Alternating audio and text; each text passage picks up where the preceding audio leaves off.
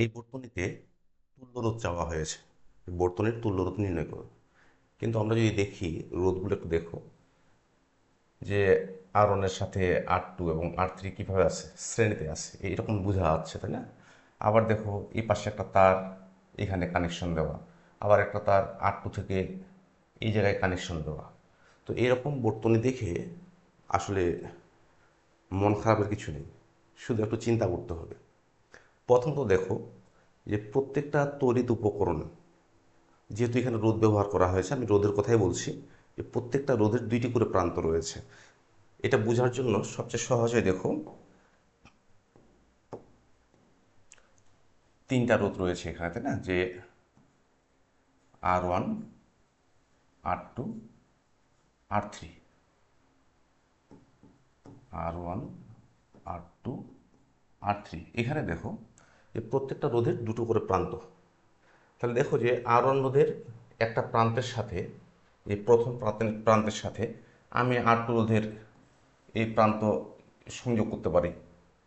আবার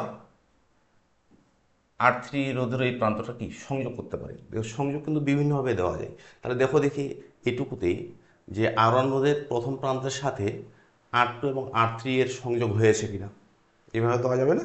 অবশ্যই দেওয়া যাবে। তুমি বিভিন্নভাবে সংযোগগুলো দিতে পারো। তো ঠিক কীভাবে দেখো যে R1 রোধের প্রথম প্রান্তের সাথে R2 রোধের একটা প্রান্ত সংযুক্ত আছে এবং R3 রোধের আরেকটা প্রান্ত সংযুক্ত রয়েছে। আবার দেখো R1 রোধের যে অপর যে প্রান্তটা রয়েছে, দ্বিতীয় প্রান্ত, ওই দ্বিতীয় প্রান্তের সাথে R2 এর একটা প্রান্ত যুক্ত হয়েছে। আবার ওই তারের মাধ্যমে R3 এর একটা প্রান্ত যুক্ত হয়েছে। অর্থাৎ দেখো যে R2 এর এই প্রান্তের সাথে যুক্ত হয়েছে কে, বিভিন্নভাবে আমি যুক্ত করতে পারি। এই যে R3 যুক্ত করতে পারি।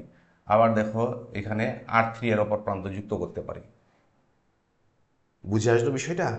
তার মানে R1 রোধের এক প্রান্তের সাথে R2 রোধের এবং R3 রোধের এক প্রান্ত যুক্ত হয়েছে। অর্থাৎ R1, R2 এবং R3 রোধের প্রথম প্রান্তগুলো একসাথে একটা সাধারণ বিন্দুতে, এবং অপর প্রান্তগুলো অপর একটা সাধারণ বিন্দুতে কী হয়েছে, যুক্ত হয়েছে। অর্থাৎ এই ক্ষেত্রে দেখা যায়, যদি এই বর্তনীটা আমি আরেকবার আঁকি, তাহলে দেখো এটা চূড়ান্ত যেভাবে হয়ে আসে,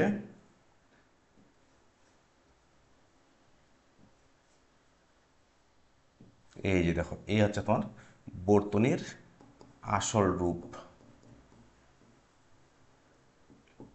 R2 সমান হচ্ছে 6 ওহম, আর R3 হলো 6 ওহম।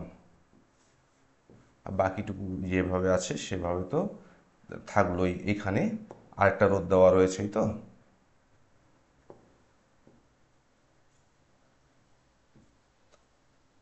এটা ছিল R4, 4 ওহম, 6 ভোল্ট। তার মানে এই বর্তনীটাকে দেখো, এ খুব সহজে আমরা এইভাবে নিয়েছি।